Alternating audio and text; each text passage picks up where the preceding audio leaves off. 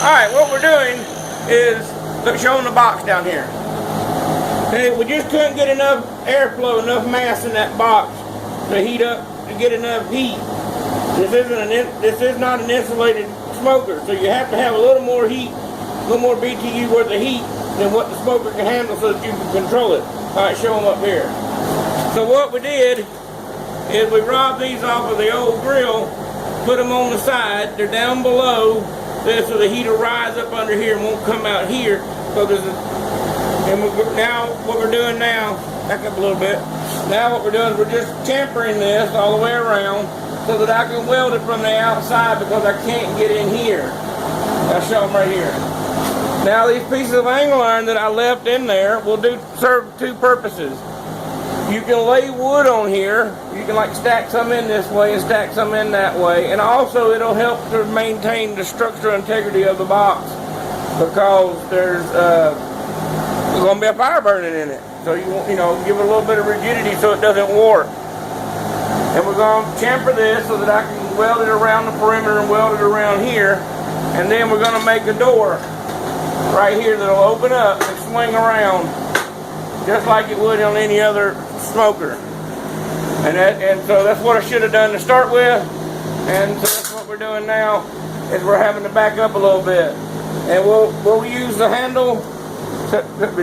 We'll use the handle right here. We'll cut that handle off on the inside and put it on the door. And these up here will be your air, so you can adjust your air. And although they're hitting right now, we don't have this 1/4 inch bottom under here, so they're touching the table. They won't be touching the table because it'll all be raised up 1/4 inch. Alright, that's it for right now. When I start welding this in, we'll be back. So say bye-bye, Tara. Bye. Okay, while we're building this box, making these changes to this smoker, is because I should have copied a well-known design and not tried to use the smoke box, the drawer. It just didn't work properly. So what I'm trying to do is fix a mistake. So we're going to put a bottom on here, like I said in another video. We're going to put a bottom, we're going to put a door on here. And that'll allow us to have more air. Because if you think about it, a fire burning in your yard, an old campfire or whatever, as the air rises in the center because it's heated up, then the colder, denser air runs in to fill the gap. But it runs in around the fire all the way around the whole fire, not just on the sides. So when you put a fire in a box, you interrupt its natural flow to flow like a chimney, for air to come in from the sides and go up. So it dawned on me that you have to have lots of air. And if you put air on one side of a burning fire and chimney it out to the other side, then that fire is going to accelerate because the draft is going to blow the flames along the wood and help accelerate it to help catch the wood on fire that's ahead of it. That's why you put wood in a teepee fashion when you're building a campfire, because the heat that's rising in the flame is wicking up through, following the heat, staying on the wood and keeping it lit. So that's why we're doing what we're doing. Right now we're just chamfering this so I can weld it from the outside because I can't get inside. And we're going to reach in here with a plasma cutter and cut some of this angle off right here. And let me get a light where you can see. If I keep the light out of that, well, evidently the light's unplugged. I didn't pay my light bill. But we're going to cut this off right here, just a little bit, so that it doesn't affect the wood in there. You can clean it out. And then I'm going to take a piece of this and I'm going to make me a little shovel that you put in here, and you simply just pull it and rake all the coals out. That's why the door is going flush with the bottom. And here's my little helper with a face shield on and safety glasses, double safe, like a drill, double insulated. Smile. Okay. Alright, now I gotta get back to work. When I get a little more done, I'll come back when I'm laying out the door. Alright, till then, I'm back.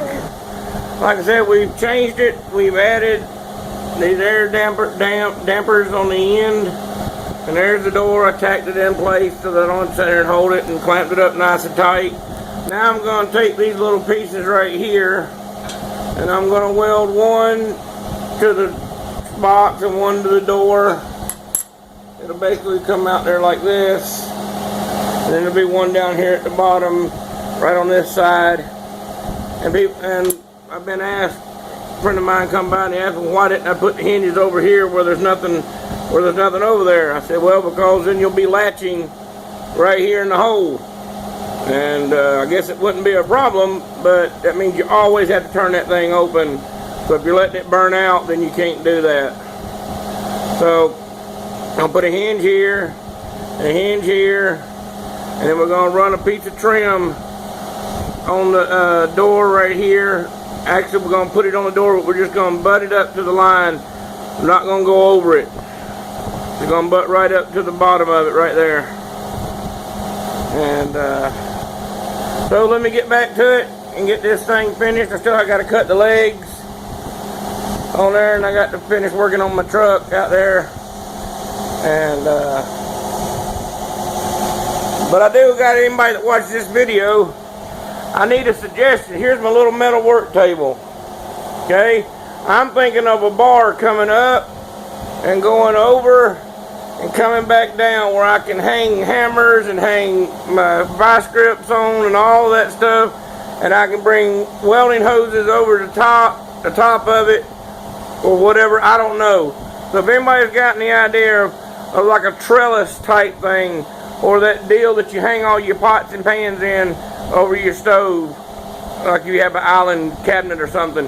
So something like that, you know, maybe, I don't know, or a bar coming up, a adjustable bar coming up the end, not on the smoker, but on the table here, where you can like hang things on or something. I don't know, I have no clue. But there you go. Alrighty, bye-bye. Alrighty, I see I got my door put on there now. She opens and closes, so you can stack a whole bunch of wood in there.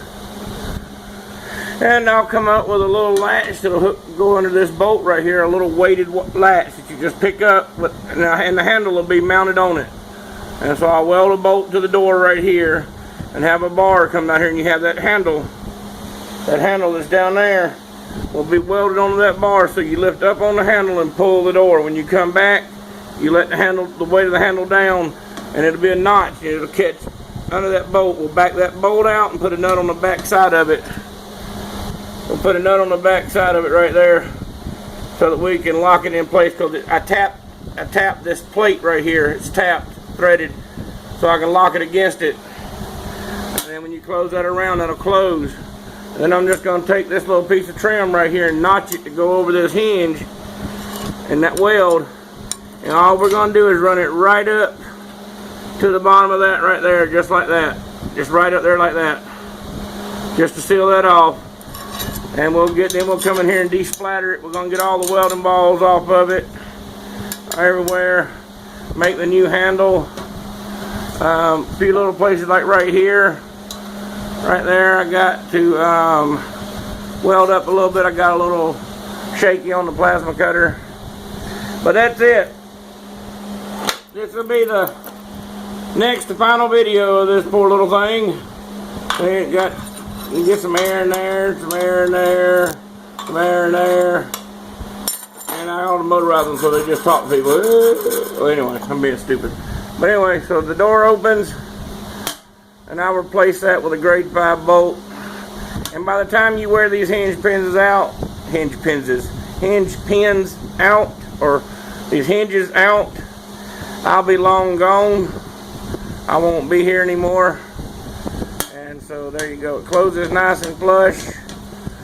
Open, close, open, close, open, close, open, close. Anyway, there she is. And Adam, if you're watching this is a redesign. I'll put them all together, you'll see them. But didn't have enough air. There's the box that I had made up, so I got to take the handle off of it, the black one, and put on there. And that's it. And paint it.